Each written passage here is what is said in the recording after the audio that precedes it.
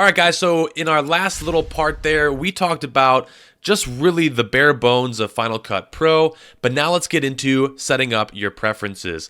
The way that you do this is you come up and you click on Final Cut Pro, you then go to Preferences, and you click on that. Now, I'm not going to walk through each and every one of these preferences, but we're going to first start with the general ones. Now, I don't actually touch any of these general preferences. The time display, okay, you can mess around and you can change that to frames and seconds. I just leave it as this right here, but you can use HHMMSSFF plus the subframes, or you can just do frames or seconds. I just leave all of this alone, and we're gonna move on to now the editing. So what's really important is with your timeline, showing a detailed trimming feedback. So basically, I have both of these clicked and on because I want to show as much detail as I can, especially when it comes to trimming and the feedback, and then also to the positioning of the playhead after an edit has been operated on. You'll see this more in the tutorial, but what's really important is there'll be a little playhead on your timeline, and it's important to be able to work with that, but then also skim along. And yeah, it's easier for me to explain that for you guys once I'm actually doing it. Another big thing though is to show the reference waveforms with audio. This is one of the biggest things and pain points I would say when it comes to editing, especially when you're editing something where it has sound or music, or maybe you're talking into a microphone like I am. What's really important is that when you go to edit, there's a lot of times where you want to get to specific sounding moments or specific sounds when it comes to recording. So you want to always show these reference waveforms so that you have this idea of where to make your edits and also continue with the process of editing. So this is a huge thing. I always have this checked on. Another thing that's important is when you import still images, meaning let's say you had a picture that you took out of your camera, maybe it was a smartphone or an iPhone or something like that.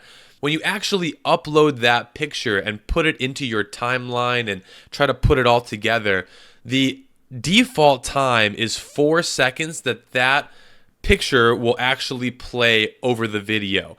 Now you can customize this and change it, so you can drop it down to 3 seconds. I just leave it at 4 seconds. I think 4 seconds is a very good time. That way you don't just have it for 1 second, because that could make it like very difficult to actually even work with. And then the other thing that's important too is you can always move these around and customize them. But the next thing that's really important is transition. So we talked a little bit about transitions earlier, but a transition is when you go from one part of your video to the next part. And defaultly, Final Cut Pro has this at 1 second. Now you can again move this down or up. Okay, so you can even customize this by going above and below 1 second. So you can see here with the down arrow, it won't let me do that. But if I just type in 0.05, I can go ahead and do that, or 0.5. These are ways to work around that duration, or you can just go to 1 second and that will work for you. Now I also just leave the default correction as color board. I haven't actually played around with many of these things, and for my recommendation, I would just leave this alone. Now let's talk about playback. And there are some things that are really important in playback here that I think is worth mentioning. First off, the rendering. What's really important, and maybe if you don't understand what rendering is, and if you're brand new, you might not. Rendering or background render, what this says is basically when you are moving footage and when you're cropping your footage, or maybe you're adding in pictures or you're adding in transitions, what's happening is the computer needs time to kind of make these adjustments. And that's what rendering is. It's kind of like figuring out what you just told the edit to do. So if you're working with very large files, 4K files, bigger files, when you make these adjustments very quickly, it's hard for the computer to sometimes catch up. This is why you want to have the background rendering get going here pretty quickly. And I have it starting at the default 0.3 seconds. I think that that's perfect. That way, when you're actually working on your edit down in your timeline, or maybe, up in some of these windows here, what will happen is it'll start rendering and it'll start working so that you can see the results of your edit fairly quickly. The worst thing And one of the most frustrating things as an editor is to make an adjustment and then have to wait for the computer to kind of catch up with that. That's why I have the best MacBook Pro possible, all the specs, all that kind of stuff. It was pricey, but man, does it make a difference when it comes to creating and editing videos. Now I just use these two that are check marked as default for playback, create optimized media for multicam clips, and then also if frames drop on VR headset, warn after playback. I don't ever really use this, but again, that could be helpful if you are dropping frames due to disk performance, or if a frame drops, stop the playback and warn. I could see you maybe actually putting these in. But if you're more of a beginner and, especially to show HDR as raw values, these are some of the things that you're not going to necessarily be worried about. This is more of some advanced topics. Pre-roll duration, 2 seconds. Post-roll duration, 2 seconds. I think these are very good starting points for both of those. And then the player background, black, that's totally fine. AV output, I don't have anything in there right now. So that's basically all you need to know for playback. Now, let's go ahead and talk about importing. There are some really big, important things we talk about here. First off, you can see that I have my files, leave files in place. Basically, what happens is when you import, so basically what I mean by import is, let's say you were out with your camera and you are recording a video, and now it comes time to editing. You take the SD card out, you put it in your computer, and then from there you have those files. You want to take those files from your SD card and now put them on Final Cut Pro. Well, you do that by importing them from one place onto Final Cut Pro, whether that's your desktop that you've uploaded, or maybe directly from your SD card, or potentially a hard drive. Now, we'll talk about more of that in a little bit, but the main thing is I highly recommend that you leave these files in place. Now, you can, and I think by default, Final Cut Pro has copy to library storage location. When that happens, okay, when this happens up here, you're basically doubling down the library storage, and also your computer storage is going to fill up very quickly. So when you leave your files in place, what that basically means is you're still able to use those files and create using the files. However, you want to keep them in that place. So where this really comes in handy is, let's say you take your footage and you put it on an external hard drive. I have an 8 terabyte hard drive because I work with big files, and I basically really never want to run out of room. So if I leave my files in place, I'm leaving them with the hard drive. Okay, so they're not going to go in my Final Cut Pro library as well as my hard drive, because I'm working with them in that spot. So it's important for you to kind of know that, and you'll see if you copy from library storage location and you keep working with lots of files, it'll fill up very quickly, and you'll be like, why is my computer running out of space? It's because you're copying to the library, and trust me guys, it'll fill up very quickly. So this is something very important to know. Now, for keywords, you can find from Finder tags or from folders. I hardly use any of this, so it's totally fine to have both of these checked off. Audio roles, okay, so assigning a role, you can do that automatically, or you can use any of these options. I just have it on automatic. You can assign IXML track names if available. I have that defaultly checked off as well.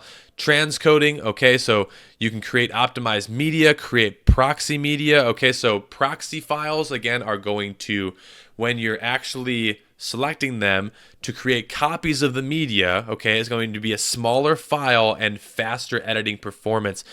You may want to work with proxy media.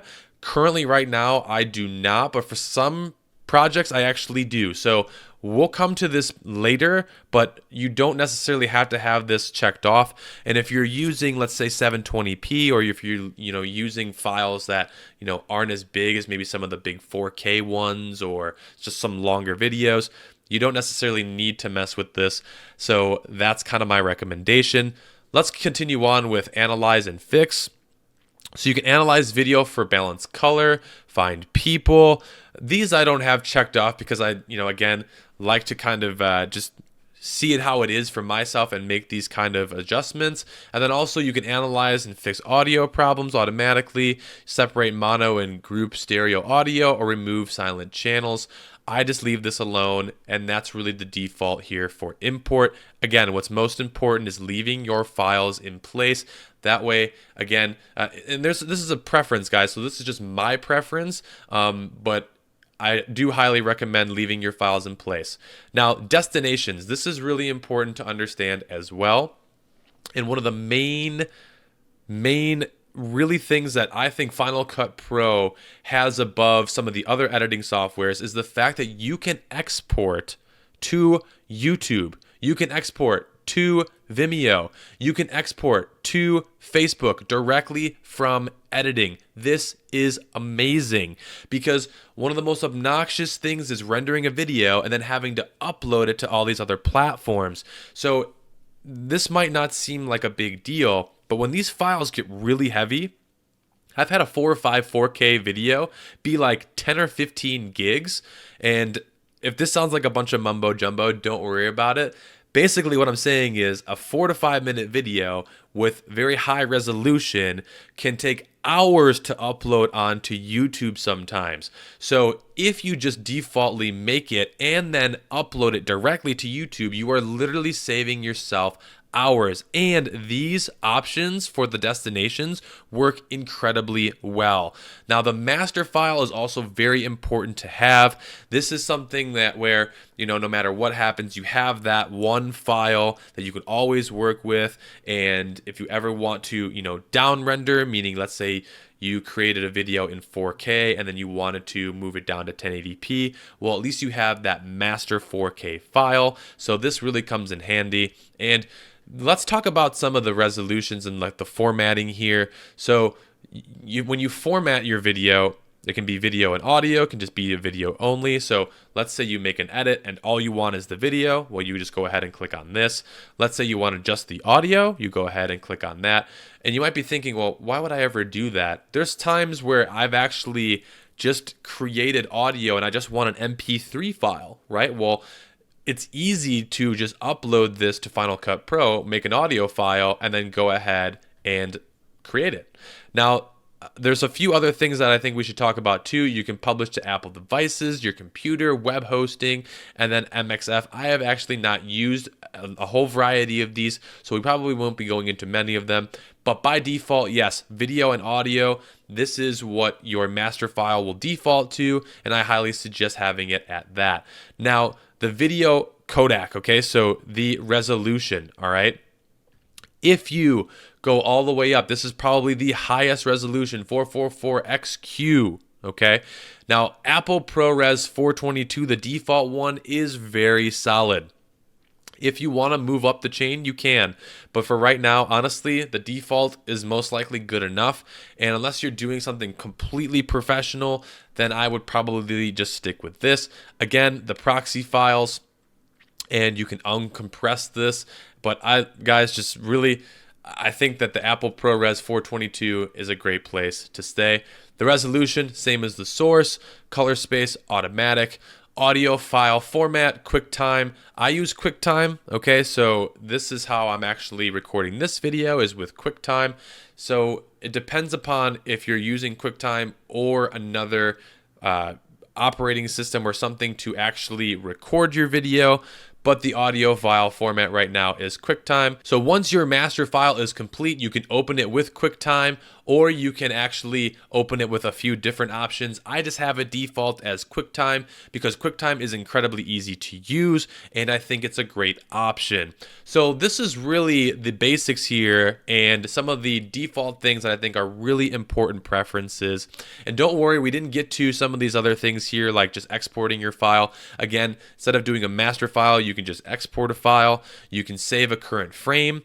We'll dive into this a little bit more, but to talk about it briefly, basically, let's say that there's one frame where you want to maybe take a picture of it, right? Where you're just like, wow, that's a really cool still frame. I want to take a picture of it. You can save the current frame by doing this, and then you can export it as a JPEG, or any of these other options, PNG, DPX, and that way you can actually get a picture from your video. I've actually done this for thumbnails, and this is a great option as another preference here that Final Cut Pro offers. And then you can also add your own destination, so that let's say you wanted to have it go directly to a hard drive, or let's say you wanted it to go to a specific folder, you would go ahead and click the add destination spot, and you can add your destination there as well. Let's go ahead now and get started actually importing our footage, setting up Final Cut Pro. And now that we've kind of discussed the preferences, let's get in there and start working. I can't wait to see you guys in our next video. Stay tuned.